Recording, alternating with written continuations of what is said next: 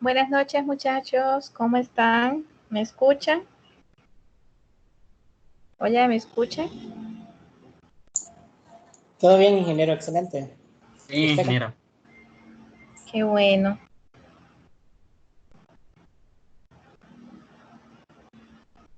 Bueno, muchachos, vamos a iniciar. Voy a compartir ya pantalla para que podamos trabajar.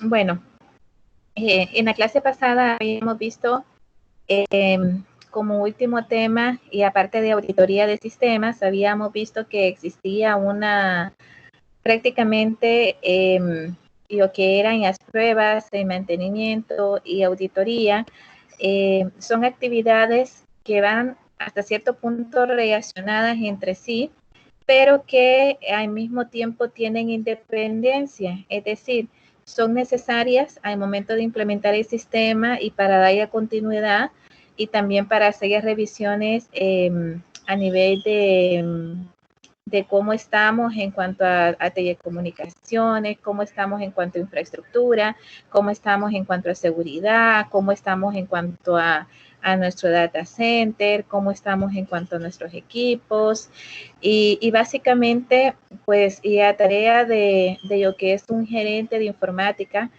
pues no es fácil, definitivamente que no lo es. Y es parte de saber de que siempre va a tener auditores que van a estar, tanto auditores internos como externos en el área de informática, que básicamente van a estar midiendo de que el trabajo que se esté realizando sea lo más confiable y correcto posible, ¿sí? En cuanto a lo que es y aparte de implementación de sistemas, muchachos, pues hablaremos propiamente de implementación de sistemas distribuidos y también hablaremos de implementación basándonos en la estructura cliente-servidor, ¿verdad? Cuando nosotros hablamos de sistemas distribuidos, pues la teoría nos dice que hablamos en un sentido general, ¿verdad? De básicamente tener distribuido nuestros sistemas, es decir, no tenerlos centralizados. Esto tiene una ventaja y obviamente su ventaja y también su desventaja, ¿verdad? Una de las ventajas que tenemos es, por ejemplo, cuando estamos trabajando en un banco, y tenemos varias sucursales que están a nuestro cargo. Entonces, generalmente los bancos como tal pues utilizan mucho lo que son los sistemas distribuidos porque de alguna manera si en alguna sucursal se cae el sistema o sucede algo, pues básicamente solo se ve afectada esa sucursal. Esto quiere decir que estamos hablando de que generalmente cada sucursal pues cuenta con su propio servidor y estos automáticamente se están replicando por las noches o en los momentos que ellos pongan en replicación. Eso va a depender mucho de la empresa como tal. Nos dice que si la confiabilidad de una red de telecomunicación es alta, porque esto es muy importante que lo tengamos presente, es posible tener sistemas distribuidos en las empresas. ¿Y por qué hablamos de confiabilidad en la red de las telecomunicaciones? Pues bien sencillo, muchachos. Uno de los factores más importantes es el hecho de que estos sistemas, al ser distribuidos, no quiere decir que están del todo desligados, es decir, son sistemas que se están siempre conectando entre sí, pero que, como su nombre lo dice, al final lo que se pretende es que si sucede algún problema o sucede algún error, pues solo un sector quede aislado y el resto siga trabajando con normalidad, ¿verdad? Nos dice que podemos concebir este arreglo como una aplicación de telecomunicaciones y aquí donde viene la parte importante de las telecomunicaciones. Es decir, muchachos, cuando cuando hablamos de aparte de la gerencia de informática, yo anteriormente ya les comentaba que no es un trabajo sencillo, es un trabajo bien envidiado en el sentido de que pues todos quieren ser gerentes de informática, todos quieren ser jefes, pero el puesto no va solo, es decir, tiene sus recompensas, pero también tiene sus responsabilidades, y una de ellas responsabilidades es que si se deciden por sistemas distribuidos, ellos tienen que garantizar que haya comunicación entre todas esas empresas, pues sea una comunicación donde no tengamos problemas hasta cierto punto y siempre tengamos un respaldo, ¿verdad? Esto es bien importante. Además que generalmente cuando hablamos de sistemas distribuidos, por el simple hecho de que estos se van a estar replicando cada cierto tiempo, entonces se requiere también hablar muchas veces de VPNs o de canales dedicados, ¿verdad? Que generalmente son los que las empresas utilizan precisamente por la seguridad que lleva este tipo de tecnología o de configuraciones que generalmente hacemos. Aquí tenemos que considerar en un sentido general, muchachos, que para incluir las estaciones de trabajo que se puedan comunicar entre sí y con los procesadores de datos, así como las distintas configuraciones arquitectónicas, jerárquicas de los procesos de datos, que se vayan comunicando entre sí y que tengan distintas capacidades de almacenamiento de datos. Por eso hablamos que generalmente cuando tenemos sistemas distribuidos, generalmente en estas sucursales o en estas áreas o en estas periféricas o en estos lugares donde tenemos sistemas distribuidos, pues generalmente también tenemos servidores, ¿verdad?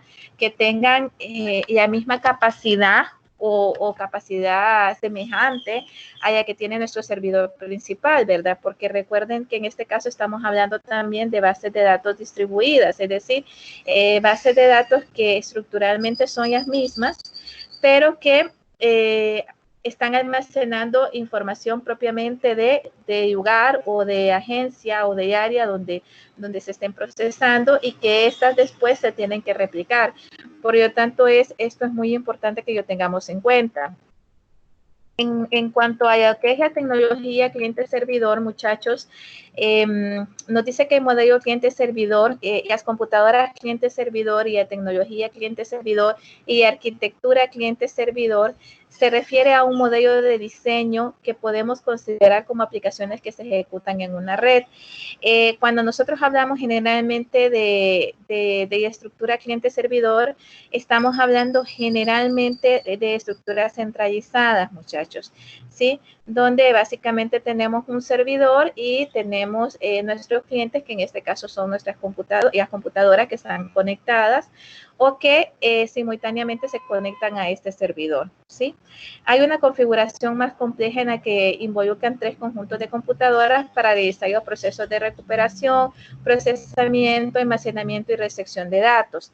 Generalmente, muchachos, cuando tenemos una estructura cliente-servidor, pues aparecen básicamente 3 niveles. Tenemos el nivel superior, que es donde almacenamos nuestra base de datos, y por lo tanto tenemos un servidor de base de datos. Ahí no solamente almacenamos los datos, sino que en su momento dado, si necesitamos recuperar alguna base de datos o restablecer alguna base de datos, pues lo hacemos generalmente en el servidor de base de datos. Tenemos el servidor de aplicaciones, muchachos, que en algunas empresas por costo o por disminución de costo, pues generalmente el servidor de base de datos y el servidor de aplicaciones vienen a ser el mismo, ¿verdad? Pero no es lo conveniente. Lo conveniente es que tengamos un servidor propiamente de base de datos y contemos con un servidor de aplicaciones. En el servidor de aplicaciones, pues básicamente vamos a manejar lo que es los procesos de, como su nombre lo dice, tanto de entrada y de salida de las computadoras. En el caso de los diferentes sistemas que se van a instalar en este servidor y que se van a compartir para que los clientes puedan ingresar de forma simultánea a utilizar estas aplicaciones.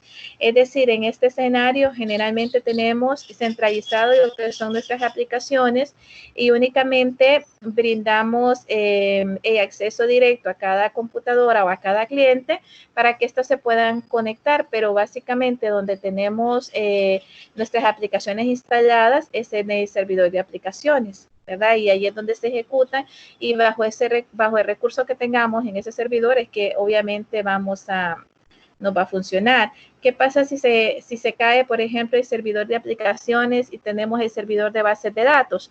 Pues básicamente lo que pasa es que durante este caído el servidor de aplicaciones, pues no se van a poder ingresar a lo que son las diferentes aplicaciones o el sistema que esté trabajando, ¿verdad?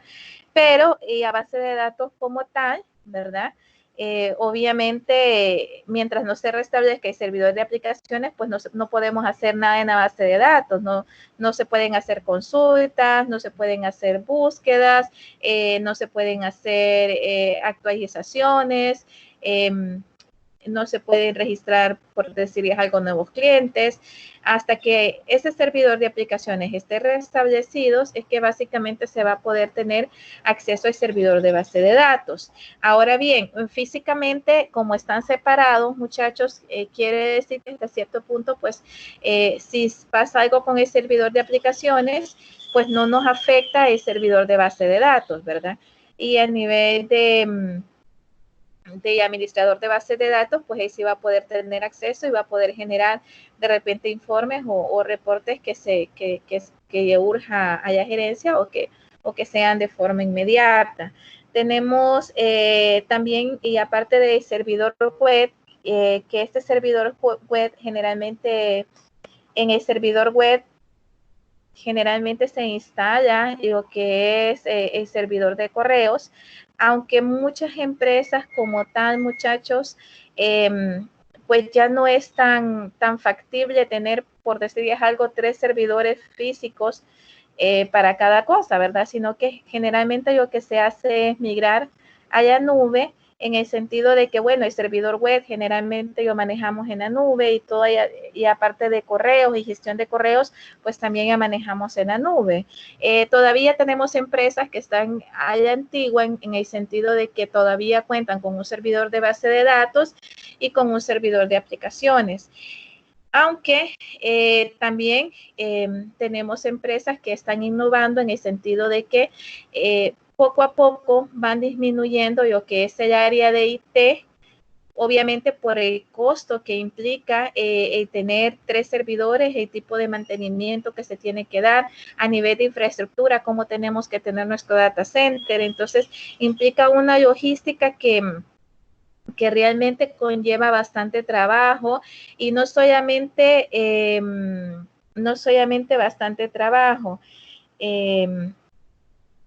sino que también el hecho de que tienen que contratar más recursos. Entonces, por eso la mayoría de las empresas están migrando a lo que ellos son los servicios outsourcing, ¿verdad? Donde están migrando sus aplicaciones y aparte de ellos servidores y aparte de la administración de estos servidores, están contratando empresas que propiamente tienen sus servidores virtualizados en la nube y que se dedican a dar este tipo de mantenimiento. Entonces, poco a poco, pues estamos migrando a otro nivel, a otro concepto en el sentido lógico, ya no tanto físico, sino lógico, y básicamente pues están descargando un poco lo que es la gestión de administrador como tal, o de gerente como tal, ¿verdad? En este sentido.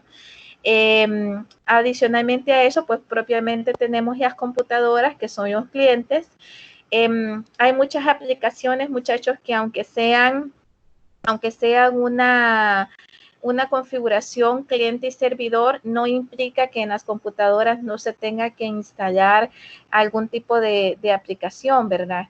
Y les pongo un ejemplo, por decirles algo, en la mayoría de los sistemas de hospitales que son RP, pues funcionan bajo una estructura cliente-servidor, pero con una pequeña variación, es decir, se instala de igual manera el SQL cliente en las computadoras o el Oracle cliente en las computadoras que van a tener acceso a la aplicación con la que se va a trabajar o con los módulos que se va a trabajar, aunque el concepto de que la aplicación central ya tienen propiamente en un servidor de aplicaciones y el servidor de base de datos pues propiamente en su servidor, pero a nivel de las computadoras clientes, pues generalmente también se instala un componente que permite hacer esa comunicación entre lo que es el cliente con el servidor como tal.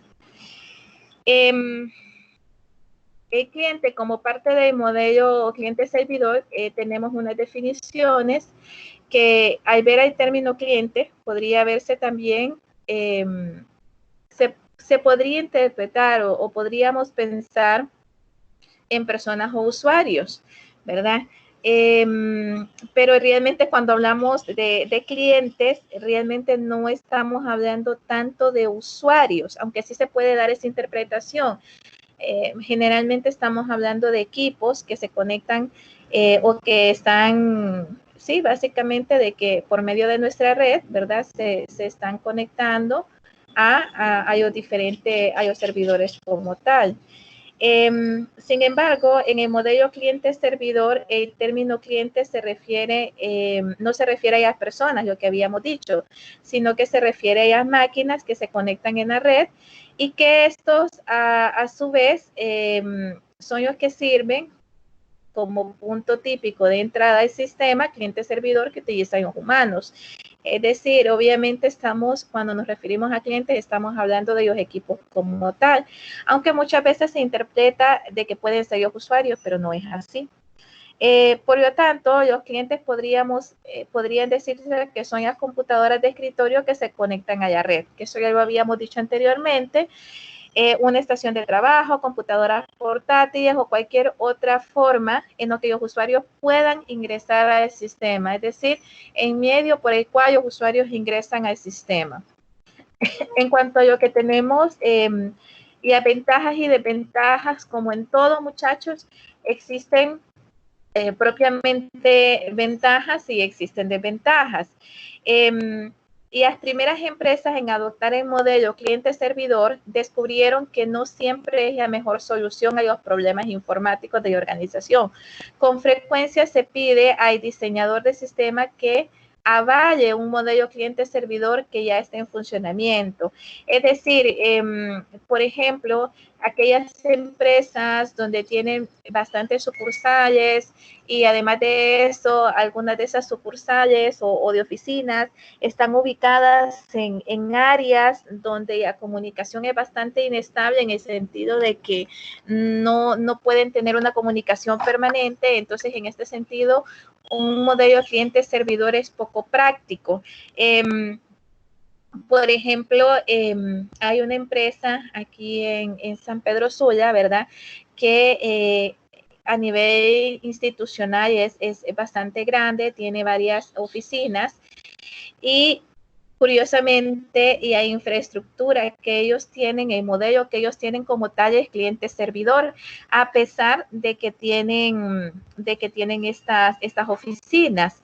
Pero a nivel de inversiones, muchachos, estamos hablando de que el servidor que ellos compraron básicamente es un servidor 3 en 1, es un servidor que aquí en Honduras pues es la única empresa que ellos tienen, es un servidor Exadata se llama, y además de ese tipo de servidor que ellos tienen, también cuentan con servidores de respaldo en la nube, ¿verdad?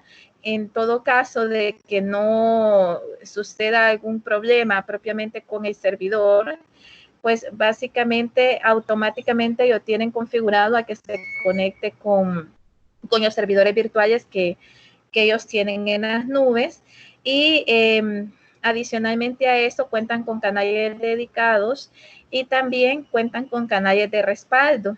Entonces, pues si se cae por un medio, entonces automáticamente se levanta el otro. Sin embargo, muchachos, a pesar de todo el esfuerzo que esta empresa ha hecho por tenerlo todo centralizado, ¿verdad?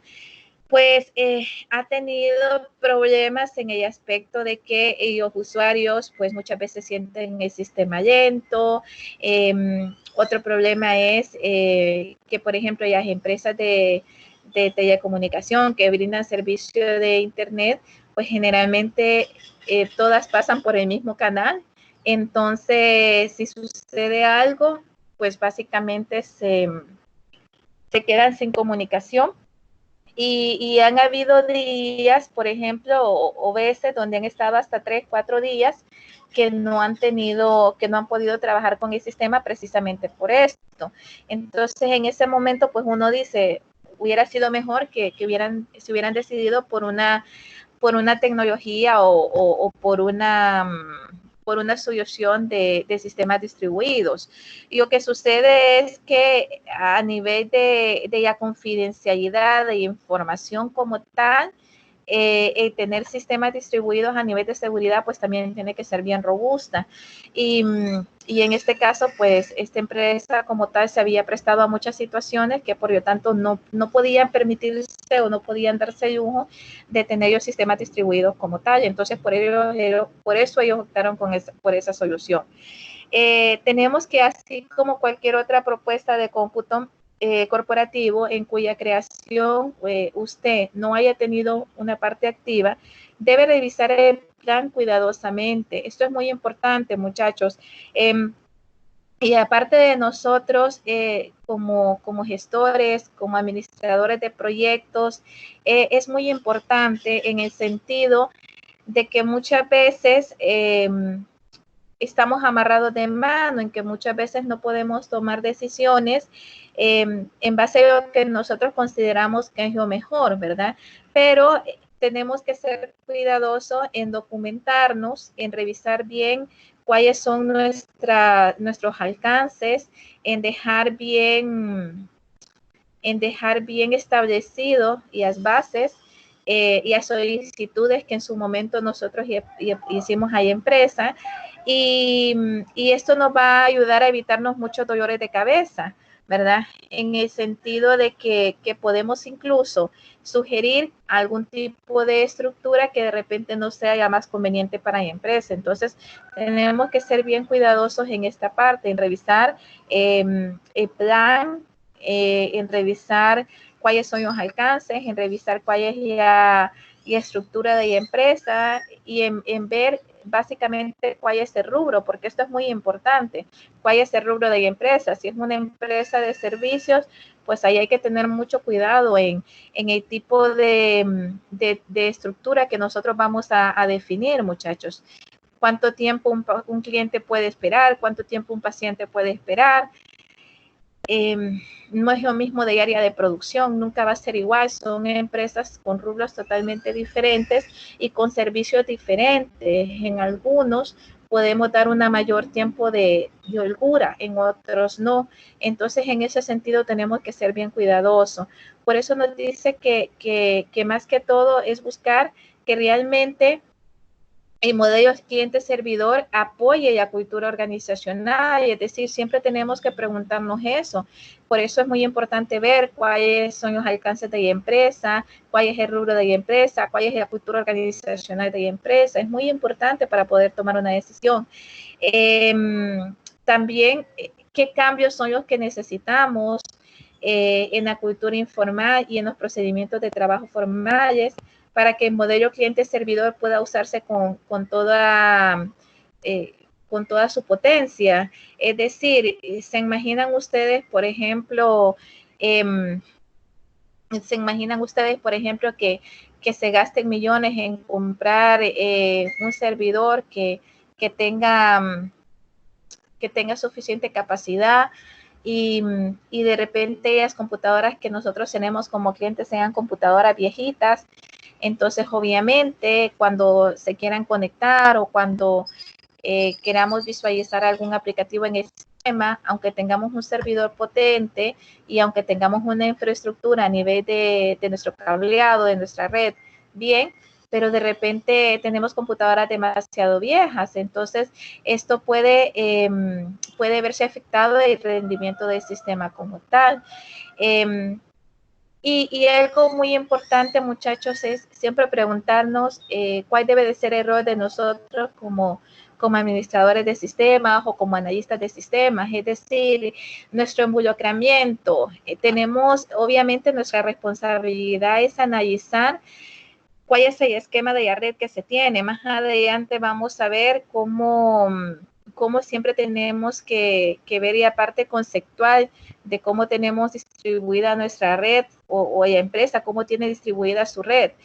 Y en base a eso poder tomar decisiones, porque nos podemos adelantar a muchos problemas que se pueden dar si nosotros realmente no tenemos ese cuidado. Entonces sí es muy importante que aunque nosotros no tomamos la decisión de comprar los equipos como tal, sí somos los responsables de garantizar que el sistema realmente funcione como debe de funcionar, ¿verdad? Y que los usuarios al final obtengan lo que ellos están esperando. Esa sí es nuestra responsabilidad. ¿Hasta aquí tienen alguna pregunta, muchachos? ¿Alguna duda al respecto?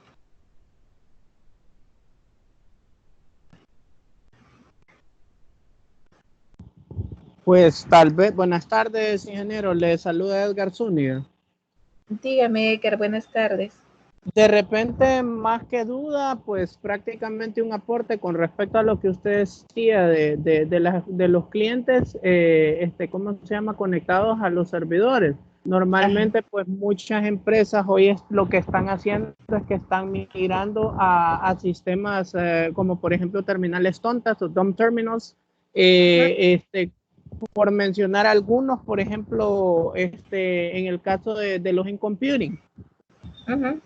Hace un tiempo yo tuve la oportunidad de visitar ahí unas oficinas en un banco y me fijé de que ellos están utilizando ahora, para no complicarse por la cuestión del gasto en energía, el gasto, ¿cómo se llama? En discos duros, piezas, teclados, mouse y todas esas cosas. Ellos están utilizando estas terminales tontas conectadas vía Ethernet o vía fibra óptica a un servidor, ¿verdad? Para optimizar así el manejo en cuanto a la parte de lo que son los sistemas que ellos manejan, pues para evitar también así la parte ¿cómo se llama? De la lentitud al momento de utilizar el sistema. Obviamente ellos tienen que manejar una buena velocidad de la red, ¿no? Como decía usted, lo que son los canales dedicados. Para que puedan trabajar de forma óptima, ¿verdad? Más que todo eso con respecto al tipo de equipo con el que se está trabajando hoy en día en las empresas. Muy bien, gracias, Edgar. Fíjense que qué bueno que mencionó ya la parte de terminales tontas. Cuando nosotros, tal y como dijo Edgar, ¿verdad? Cuando hablamos de terminales tontas, pues tienen sus ventajas sustanciales, tal y como ya que él mencionó, en el aspecto de que son equipos que a nivel de mantenimiento como tal, para el personal de IT, pues básicamente es mínimo. Pero una de las desventajas que tiene ya parte de las terminales tontas, muchachos, y en esto tienen que considerar es la capacidad que ustedes van a tener en su servidor, porque recuerden que cuando hablamos de terminales tontas, hablamos de que el almacenamiento y la velocidad de procesamiento, básicamente la mayoría de los recursos los toma del servidor. Y también hablamos del tema de virtualización. Es decir, cuando nosotros hablamos de terminales tontas, el sistema operativo básicamente, los sistemas operativos básicamente los tenemos virtualizados en nuestro servidor. Entonces, en este sentido, pues tenemos que tener un servidor bastante robusto, para poder garantizar el éxito en este funcionamiento con las terminales tontas, ¿verdad? Empresas como por ejemplo algunos supermercados y los bancos, tal y como mencionó Edgar, pues generalmente ellos optan más por esta solución de lo que es las terminales tontas, pero sí tenemos que tener el cuidado en eso, ¿verdad? Que al final ahorramos en una cosa, pero en otra se tiene que invertir bastante. Es decir, si bien es cierto, no tenemos que estar invirtiendo en estar dando un mantenimiento sustancial, porque generalmente las terminales tontas son como cajitas cajas pequeñas que básicamente aguantan calor, generalmente no tienen que estar con buena ventilación. No tenemos problemas de estar haciendo un mantenimiento preventivo y muchas veces correctivo de los equipos, o sea que esa parte básicamente nos la quitamos de encima. Adicionalmente, que son resistentes ante las variaciones de voltaje que pueden haber, ¿verdad? Pues básicamente sí son temas que hay que analizar. Lo que pasa, muchachos, que yo vuelvo y repito, todo depende del tipo de empresa en el que nosotros vayamos a implementar el sistema. Todo depende de eso. No es que una estructura es mejor que la otra, o no es que una solución es mejor que la otra. No, al final es qué es lo que conviene a la empresa y qué es lo que conviene a la administración del proyecto como tal. Este factor al final creo que es el punto que puede hacer el balance o que puede hacer la inclinación hacia donde nosotros nos vamos a decidir. Pero ahí, como ya digo, muchachos, ahí tenemos que tener muchísimo cuidado, porque no es que haya una solución mejor que haya otra, no es así, sino que lo que hay es qué es lo que se necesita, ¿verdad? Y desgraciadamente, bueno, yo no sé si decir desgraciadamente, sino que en la parte de tecnología, muchachos, el gasto siempre es inevitable. Si no es en telecomunicaciones, es en infraestructura. Si no es en infraestructura, es en los equipos. Si no es en los equipos, es en el software. Si no es en el software, es en el mantenimiento. Si no es en el mantenimiento, es en el personal que tenemos que tener contratado, porque recuerden que ya existe una gobernanza en la parte de IT como tal, en el sentido de ¿qué es la gobernanza? Bueno, que tenemos un gerente de informática, pero abajo del gerente tenemos ya diferentes jefaturas, ya existen áreas especializadas, ¿verdad? Donde al final es dar un mejor servicio a los usuarios o brindar un mejor servicio a los usuarios, que muchas veces no se logra. Bueno, sí, es verdad, muchas veces no se logra, porque los usuarios son bien complicados, muchachos, bastante complicados, nunca están conformes. Y bueno, eso es parte de nuestro día a día. Realmente la carrera que ustedes están estudiando es una carrera muy emocionante. Nunca van a estar aburridos, siempre van a tener que aprender algo nuevo, siempre, muchachos. Y eso es una gran ventaja. En medio de todo, eso es una gran ventaja. Gracias, Edgar, por su participación, muy buena. ¿Alguien más, chicos? Hola, ingeniera, ¿me escucha? Sí, claro. Hola, Stephanie, dígame. Hola, ¿qué tal? Bueno, yo solo quería aportar algo. Fíjense que hoy en día muchas de las empresas lo que hacen es que en vez de comprarse los servidores, ellos compran el servicio a otra empresa que se les hace más factible. No sé si me escuchan. Sí, sí. Entonces, eso es lo que hacen muchas de las empresas. Tal vez les incluye lo que es el mantenimiento, el espacio, compran por espacio, compran por colocación y todo ese tipo de servicios que se les es más fácil y más barato a que comprar los servidores, porque incluso también les tendrían que dar mantenimiento, y ya las otras empresas, ellos se encargan del mantenimiento. Sí, generalmente cuando se hace un outsourcing como tal, ¿verdad? Generalmente ahí va amarrado todo.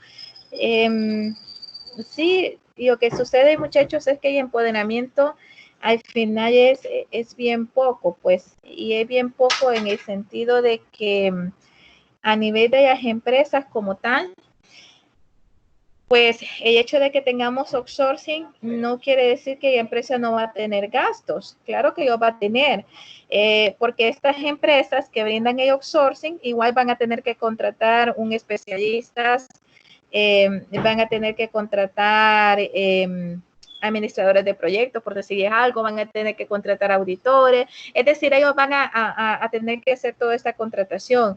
Yo siempre he dicho que las empresas al final lo que buscan con el outsourcing es quitar el pasivo laboral, más que esos gastos que sí, son un dolor de cabeza, pero recuerden que también tiene que haber una buena administración. Entonces, para que haya una buena administración y para que cada cosa esté en su lugar, pues definitivamente no podemos tener un departamento de IT con 3, 4 personas. Sería una locura, a menos que fuera una empresa demasiado pequeña. Pues en este sentido, sí, es cierto.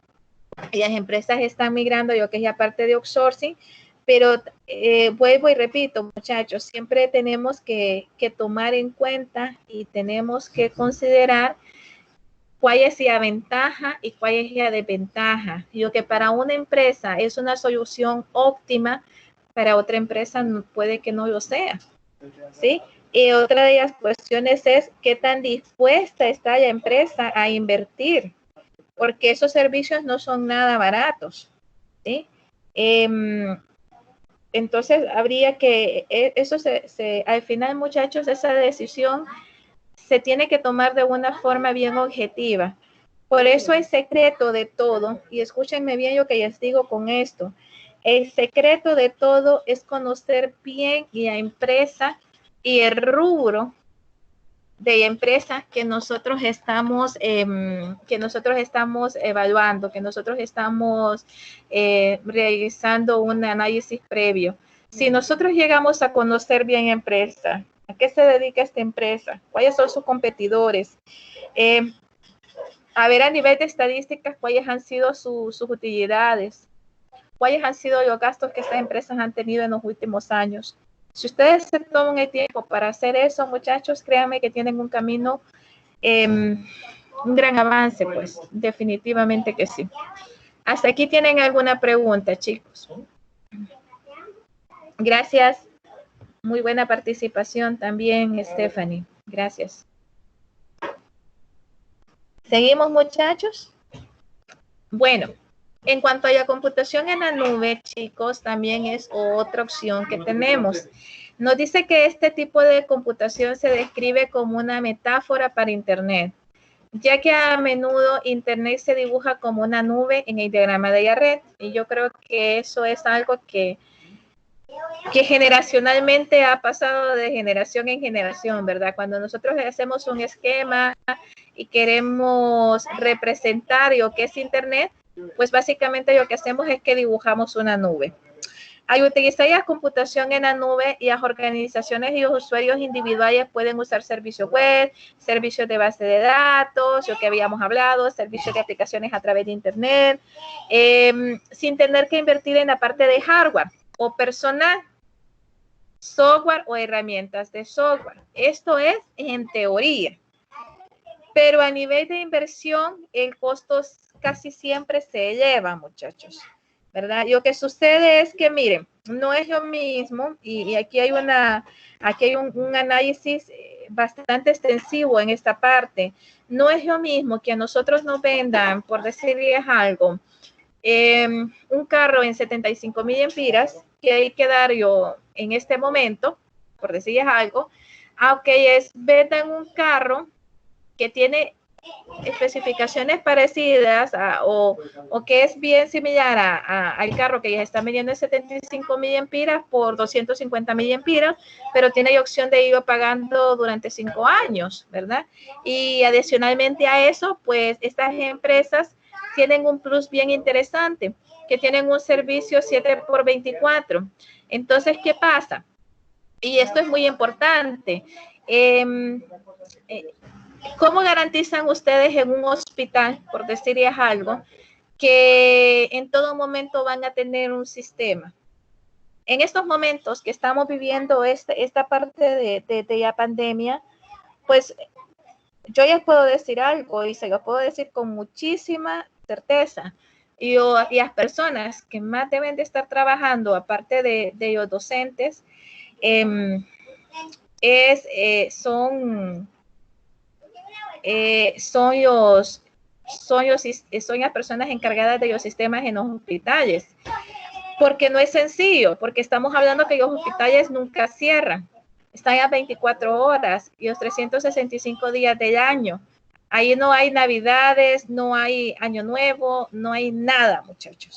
Es decir, tiene que haber un servicio en el que tiene que estar disponible en todo momento, y estamos hablando de un expediente electrónico en el que depende muchas veces la vida del paciente, de ese expediente electrónico. Ajá, y en ese momento no hay sistema. ¿Qué podemos hacer? Pues obviamente en este sentido, y aparte de la computación en la nube, pues viene a ayudar bastante, porque son empresas donde básicamente no cierran, muchachos, donde para hacer un mantenimiento preventivo y muchas veces hacer algún cambio, eso tiene que ser planificado, si es posible, un mes antes. Y se lo dice una persona que ha estado más de 10 años en el rubro de lo que es y aparte de sistemas hospitalarios. Entonces, en este sentido, el trabajo es bien extenso para el área de informática. Y una gran ventaja, definitivamente, en esta parte, sí es la computación en la nube, ¿verdad? Porque hablamos de que se desliga un poco. Ahora, esto no quiere decir que a nivel de área de informática no van a tener personal. Claro que tienen que tener, porque ¿qué sucede, por ejemplo, si el problema no es lógico, sino que es físico?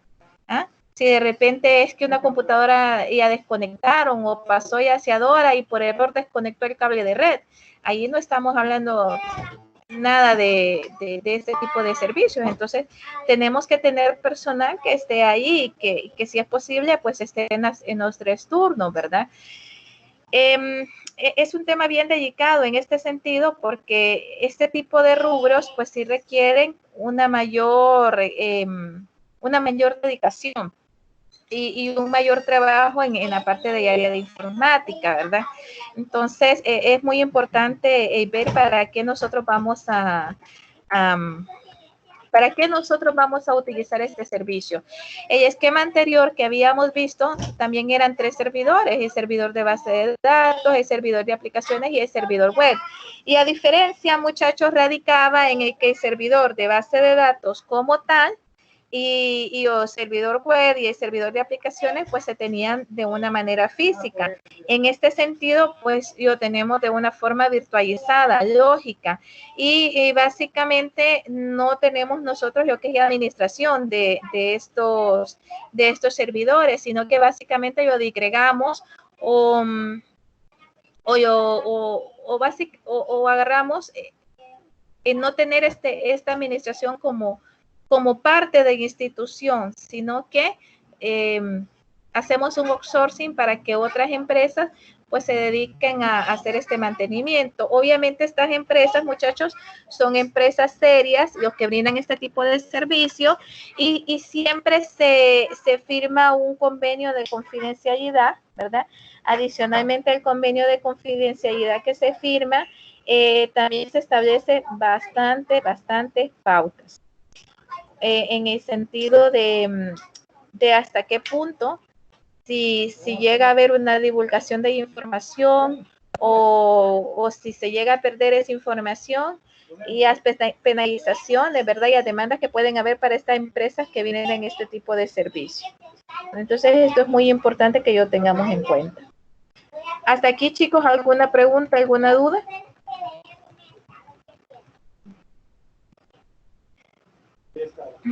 Bueno, con la parte del modelado de la red, muchachos, era como venía comentando desde un inicio, y aparte de la conexión a una red, siempre ha sido un tema de sumamente importancia. El diseño del sistema no puede estar aislado, o en el momento de implementar nuestro sistema no puede estar aislado de lo que es nuestro diseño de la red o el diseño de la red de la empresa. Siempre tenemos que tener el cuidado de pedirle al gerente de informática o al jefe que nos proporcione este tipo de esquemas, ¿verdad? Porque de ahí nosotros partimos. Recuerden que cuando implementamos un sistema, hay áreas donde básicamente pues nunca han utilizado sistemas y tenemos que implementar un nuevo sistema, y como tenemos que implementar ese nuevo sistema, pues básicamente tenemos que instalar una computadora ahí, ¿verdad? Porque de repente es una área que antes no utilizaba sistemas, pero con el nuevo sistema sí van a necesitar. Entonces, a nivel de infraestructura, a nivel de cableado, qué tipo de cableado vamos a poner, ¿verdad? Es muy importante. Otro detalle importante, y esto antes de que se me escape, muchachos, hay áreas, especialmente en los hospitales, hablo de los hospitales porque tiene un híbrido bien interesante. En los hospitales hay área donde tenemos cableado normal UTP y tenemos también, y aparte de Wi-Fi, ¿verdad? Que también generalmente se ocupan para, por ejemplo, para los carritos donde van computadoras incrustadas, portátiles, y estas generalmente y ocupan las enfermeras o los médicos para poder digitar, por ejemplo, los signos vitales del paciente, por ejemplo, a qué hora se aplicó un medicamento, ¿no? Generalmente se ocupa este tipo de red para esto, ¿verdad?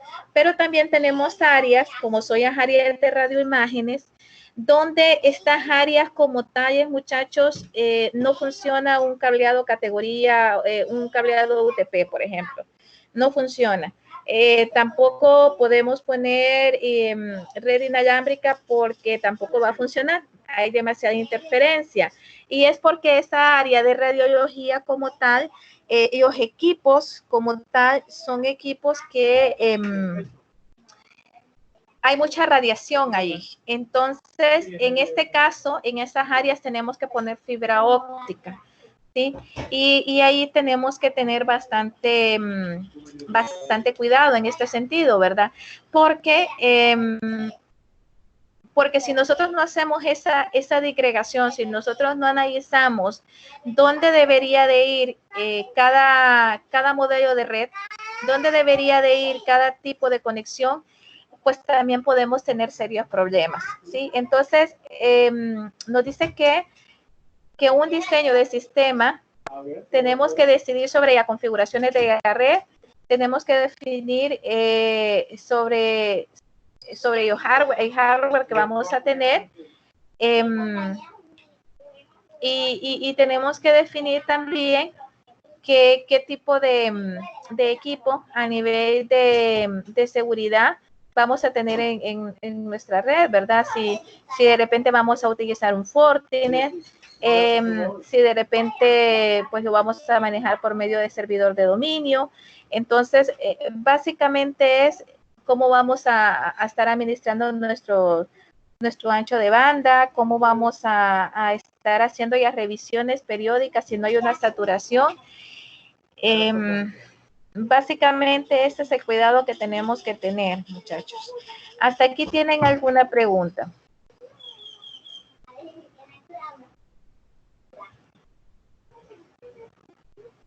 Bueno, y los símbolos que tenemos para dibujar un diagrama, ¿verdad? De descomposición de red y de conectividad de concentradores, pues tenemos el primero, que es el concentrador o red de área local, que es el circulito. De ahí tenemos, 1, 2, 3, 4, 5, 6, hexágono, que es nuestra red externa. Tenemos también, y aparte donde tenemos varios hexágonos, uno sobre otro, que es aparte de varias redes externas con funciones similares.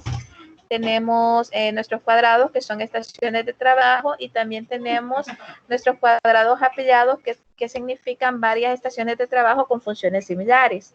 Estos son los tipos de diagramación que nosotros tenemos. Hasta aquí, muchachos, ¿tienen alguna pregunta, alguna duda?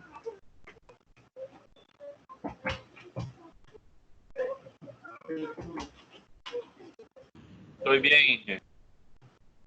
Todo bien, qué bueno. Bueno, chicos, este es un diagrama. No sé si ustedes se han fijado en el libro de Kendall y Kendall, un ejercicio de unas empresas que se llaman WordTrend. Incluso desde los primeros capítulos se van haciendo ejercicios de esta empresa de manera de seguir una secuencia lógica, ¿verdad? Entonces, en este caso, pues tenemos el diagrama de conectividad o de modelado de red que se tiene en esta empresa. Y tenemos básicamente, y aparte que habíamos hablado, para recordar un poco, tenemos lo que son los concentradores de red, ¿verdad? Que en este caso básicamente vienen a ser, podría ser yo switch, podría ser yo router, es decir, donde nosotros estamos concentrando. En este caso nosotros vemos aquí una red distribuida, muchachos, tenemos varios concentradores de red y tenemos también, y aparte de varias redes externas funcionando simultáneamente, en este caso son los proveedores o las empresas que están de alguna manera brindando servicio a esta empresa, ¿verdad? Aquí tienen 21 proveedores que brindan servicio, ¿ok? Y tenemos, y aparte de los usuarios, ¿verdad? Donde tenemos los equipos, que aquí estamos hablando de las estaciones propiamente de trabajo. Entonces, si ustedes se fijan, así está representada. En este caso, tenemos 4 empleados que en esta área de pedidos, pues tienen 4 computadoras que básicamente se encargan de lo que es la entrada de pedidos o de registrar la entrada de los pedidos. En esta área tenemos 8 computadoras que son las que se encargan en este caso es la cadena de distribución, si no me equivoco. Sí, esta es la división de México, esta es la división de canadiense, esta es la división de Estados Unidos. Entonces, en este caso, pues también 8 personas que se encargan de digitar y entrega de pedidos, el gerente y el almacén, ¿sí? Esta es la parte del concentrador que tenemos en nuestra red. Y es decir, que se conectan a esta empresa, a Canadá, tiene sucursales en Canadá, tiene sucursales en Estados Unidos, tiene sucursales en México y tiene aparte de división de marketing que se conecta o que está en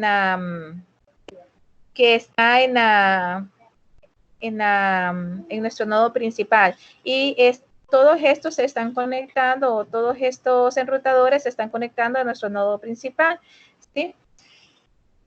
Pues básicamente, muchachos, viendo este esquema, pues ya tenemos una idea nosotros, claro, si quisiéramos implementar en esta empresa de cómo está la distribución de la red y a qué tenemos nosotros que tener o dónde tenemos que tener mayor cuidado. ¿Hasta aquí tienen alguna pregunta, chicos? En un diagrama unifilar, básicamente. Básicamente.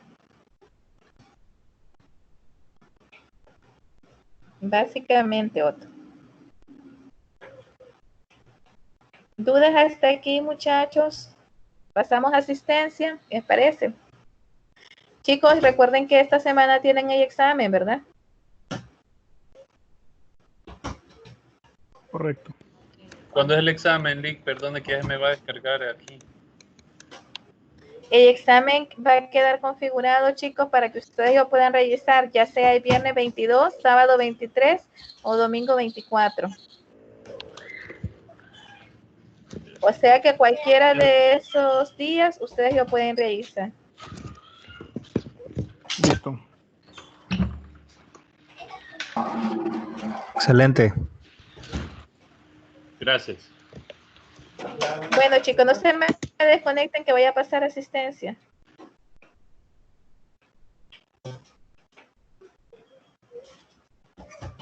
Abraham Antonio Agurcia, Ángela Fernández, Carlos Jiménez, Cristian Hernández, Cintia Pleites, Darwin Núñez, Edgar Zúñiga, Franklin Rodríguez, Héctor Reyes,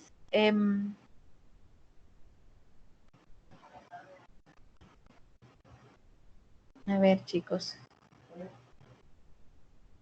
Irving Molina, Jennifer Reina, Jennifer Reyes, Luis Fernando Hércules, Luis Fernando Valladares, Isi Hernández, Marco Antonio Ortiz, Miguel Ángel Hernández, Orvin Morales, Orson Padilla, Otto Rodríguez, Rancés Manún y Stephanie Martínez. Bueno, chicos, necesito que a partir de la próxima semana, recuerden que ya son defensas de proyecto. Entonces, aparte de eso, que tengan pendiente la defensa de los proyectos. ¿Qué más? No, pues básicamente sería eso. Defensa del proyecto. También que revisen sus notas hasta el momento. Si tienen alguna duda, me hacen saber, ya sea por correo o en mi WhatsApp. ¿Ok, muchachos? Y como siempre, pues aconsejarles de que se cuiden, que tengan cuidado y que salgan únicamente que sea necesario, ¿verdad? Y que se protejan, ¿verdad? Lo más que puedan, muchachos. Y ánimo. ¿Todos me llenaron la encuesta? Sí, Sí. gracias. Sí, porque eso es muy importante para que ellos puedan abrir las clases, muchachos. ¿Ok? Ingeniero, una consulta. Dígame. Con respecto al segundo examen, era que habíamos hecho la evaluación y esto nos iba a contar como el segundo examen. Sí, así es. Ah, que como usted me dijo eso, entonces que como que... No, así es. Lo único que habían 2 personas, si no me equivoco, que querían volver a repetir el segundo examen. Entonces eso lo van a hacer hasta la siguiente semana. Después de la defensa de los proyectos, ya voy a habilitar para que puedan repetir, para que puedan hacer el examen y dependiendo de la nota, pues ahí se pone. Ah, bueno. Ah, bueno, ingeniera, gracias. Ok. También Miguel Alexander Padilla me dice que está conectado, pero que no aparece. Sí, por alguna razón no aparece, Miguel. Bueno, pero lo bueno es que me lo mandó. Bueno, chicos, ¿alguna duda que tengan al respecto? Los capítulos que vienen en el examen, por favor. Solo capítulo 16, chicos. Ok, gracias. Solo capítulo 16. Recuerden, muchachos, que el cuestionario que aparece en el segundo parcial como cuestionario, ¿se recuerdan que era su examen, chicos? Correcto. Entonces, eso es bien importante que lo tengan presente, muchachos, ¿ok? ¿Cómo así, ingeniero? No entiendo, perdone. Es que para el segundo parcial había un dilema, Orvin, que ustedes hicieron el examen, si no me equivoco, el 2 de abril, y lo hicieron un día jueves, no me acuerdo exactamente cuál fecha fue, pero fue antes de la Semana Santa. Pues resulta que el 4 de abril, si no me equivoco, salió un comunicado por parte de la universidad donde decía de que no podíamos aplicar exámenes, ¿verdad? Por el hecho de que habían estudiantes que de otras carreras, obviamente no de esta, que habían tenido inconvenientes. Entonces, en este sentido, pedían de que no se aplicaran. El detalle es de que pues a la mayoría ya fue bastante bien en el examen. Entonces lo que hice fue poner una encuesta y en esa encuesta las personas que hicieron en su examen decían si estaban de acuerdo o no estaban de acuerdo con la nota. Pero como no podíamos ponerlo como examen, entonces ya pusimos el nombre de cuestionario. Pero ahí se sumarizaba en los 10 puntos que eran correspondientes al examen. No sé si me estoy dando a entender ahí. Sí, en esa parte sí, pero ahorita entonces este es como el tercer examen en todo caso. Así El que es. viene ahorita es el tercer examen, así es. Ah, entiendo. Solo capítulo 16, ok. Soy el capítulo 16, así es. Sí. Listo, entendido. ¿Dudas, muchachos? Soy solo el 16 entonces. Sí, sobre 16. Soy hace falta en el acumulado, muchachos, 4 puntitos. Esos cuatro puntitos, no me acuerdo si eran 4 o 5 puntos a ustedes lo que les hacían falta todavía de su acumulado. Estoy pensando si se los paso para la evaluación, que en todo caso les podría costar 15 puntos, o si les asigno un trabajo. Toca jueguito de ahorcado, Inge. No, ya ahorcado ya no. Inge, de ese montón Un crucigrama ahí. Inge, distribuye los 5 puntos en ese montón de trabajo que hemos mandado. No, porque... Un crucigrama mejor. No, chicos, este es bien importante. Bueno, muchachos, yo dejo que piensen y lo discutimos mañana, ¿les parece?